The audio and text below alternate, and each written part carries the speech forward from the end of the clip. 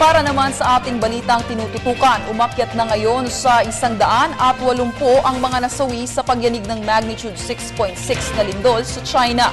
Nasa 11,000 katao naman ang sugatan na nagresulta ng pagsikip ng ilang ospital. Para sa detalye, balitaan mo kami Fred Montesa.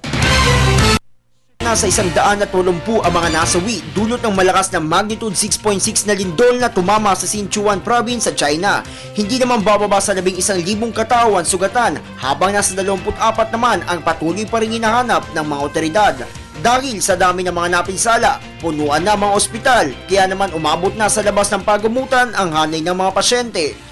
Nakadagdag pa sa rin ang kawalan ng kuryente at tubig sa lugar. Paralisado na rin ang ilang establishmento dahil sa pagkawasak at pagguho ng ilang mga gusali. Ayon sa ulat, marami sa mga nasawi ay nagmula sa Luzon Country na kung saan naitala ang pagyanig na may lalim na 12 kilometro. Kasalukuyan na nagtungo sa disaster zone si Chinese Premier Li Qiang upang magbigay suporta sa isinasagawang rescue operation para sa mga nawawalang iba pa. Para sa Telebisyon ng Bayan, Fred Montesa.